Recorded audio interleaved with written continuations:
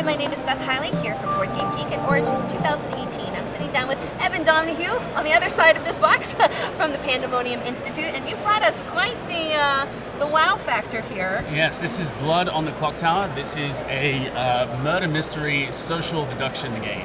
And we should mention that if you're like, wow, look at that cool book, that this is even still just your production company. This is the production company. Yeah. We're still hand making these in Sydney. But this is the game box that folds out into a book.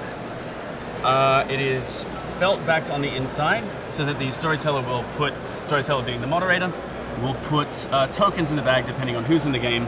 They'll select them out and then they'll place them on here, just sticks to the felt, so they know who everyone is and what abilities are effective in.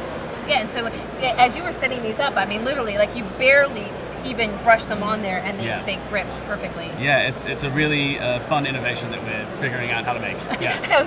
I was overhearing you saying that you were talking to a bunch of different factories and production companies. Not a lot of people do felt, I would say zero, but some are very interested in learning, because then that's another thing that they'll be able to do later on, and it's just really a fun innovation. Yeah. All right, well, walk us through, since this is a social deduction game, we're killing someone. Yeah, no, okay, the fun thing about this game is that there are about 5 things that we think set it apart from other social deduction games, and the main one is that there is no player elimination. It's a good team versus an evil team. A demon's in a town killing people. Watch out!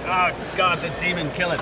But once players die, there's no player elimination. There's no role reveal upon death. They play through the game to the very end. They still win or lose with their team. They still close their eyes at night. At about the end of most games, about 80% of the players will be dead, and this is a good thing, because it's the ghost votes that will decide the outcome of the game. The second thing is that each character is individual. Each one is unique, has some ability or a challenge that affects the outcome of the game.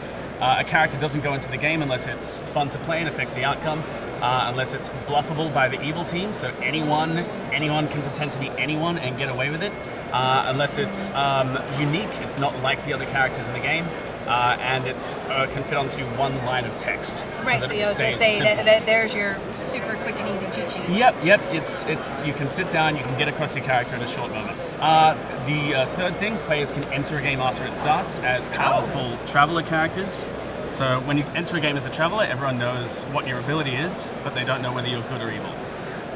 So that's a fun thing to get people into the game. If you know the game goes for an hour and you turn up 5 minutes late, you can still play. And another innovation of how do you make something stick with felt that's also double-sided. Yeah, tiny felt dots here. Yeah. The fourth thing that we think sets it apart is drunkenness and poisoning. So you can be, in this setup right now, I believe we have a drunk virgin. So that's always a crowd favorite. Right, announcing I can people imagine. that they're the drunk virgin. Basically means if you get drunk or poisoned, the moderator, the storyteller, can lie to you. They can make your ability malfunction, or they can give you misinformation. So because nothing's ever 100% confirmed, every game is alive till the end, and evil can always get away with a lie, because they can always say, look, I'm not evil, but I might be drunk. And that just brings us to the final thing, that being the storyteller, the moderator, is awesome. I think with some people, the word moderator in bluffing games can be a bit of a dirty word, but this is really one of the strengths of the game. People in our group in Sydney are lining up to run the game to the point where I don't really get to do it anymore because there's so much competition. Well, particularly where it sounds like you have a little bit more say in how the game flows than just open your eyes, close your eyes, Absolutely. do this thing. It's all, you're not just narrating actions, it's more like being the DM in Dungeons & Dragons. You're picking which characters go in the game, you're picking which information to reveal, who to make drunk, how to help and hinder each team.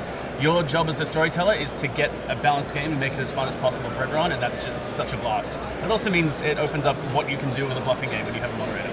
Now, how long do you think a full game would take us? Depends on the player count. If you've got probably 5 to 10 players, you're looking at 30 to 50 minutes. When you get up to about a 15-player game or so, you're probably looking at about 90 minutes. Some games have ended in 90 seconds if the Slayer gets the demon on the first day, but then you just rack up and go again. And if there's alcohol involved, maybe tack an extra 20 or 30 minutes onto your game. Alcohol in the game or alcohol in real life? Alcohol in real life, I think. Now, because we've had such a wonderful time talking about all of your components here. Yes. So let's just talk a little bit about what people would expect if they go to back this on Kickstarter or they go to buy it. So, that the stand does fit. The stand in fits the box. the game, yep. What they can expect is very similar to what they're looking at right now. We're committed to opening with a bang. Probably the first edition of the game, Trouble Brewing, will be most familiar to werewolf players, but after that, Sex and Violence and Bad Moon Rising are the next 2 editions of the game. Some fun pun work there. Will be coming in the Kickstarter, just so that we can give people close to 90 characters to start with, and they can mix and match those. So that would come with this box, the Grimoire. We'll shrink it down. And we've got 2 little trays that are kind of sitting here in the bottom here. We'll shrink this down. There will probably be an elegant flap that connects this Grimoire box together. But what you're looking at will be more or less what you get.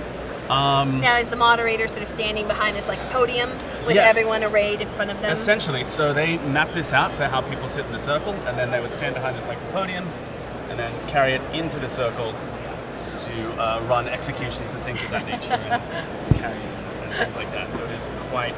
And it really is a testament to how grippy that felt is. That you were just swinging it around. Those things, they just do not move. They're completely silent, and they're really lightweight. So it's much better than magnets or Velcro, which we tried out as well. Now, you said this has been a multi-year endeavor for you guys. Yeah, absolutely. What finally tipped you over into saying, hey, let's actually do this for real? It's when we were doing this pretty much every weekend, and we would get friends in to play it with our group in Sydney. I run a board games festival twice a year in Sydney. It's kind of just a 3-day board games house party, which is a lot of fun, and this game was always a feature there. People would play it and say, this game's fun, when can I get it? And we just had to keep saying, look, it's just a thing. It's just a thing we're making. So probably about 2 years ago was when we sat down and went, this is going to be a really wild ride, and people seem to want this, and we're going to be playing it constantly anyway, so we might as well just try and give it to the rest of the world. And we've had just a really lovely response so far. Yeah. It's always fun when a passion project can actually become something in real life. Yeah, absolutely. Well, Evan, I really hope people are as excited on camera as I am here in person. I almost feel like I have a little bit of a neck ache from looking around this glorious book. Right. Yeah. So we'll give it one quick spin. Right, just to give it the love that it deserves. Mm-hmm. And if you guys are interested in checking this out, this is Blood on the Clocktower, which is going to be from Pandemonium Institute. And Evan, thank you again for letting us take a look. No worries. Thank you very much. I've had fun.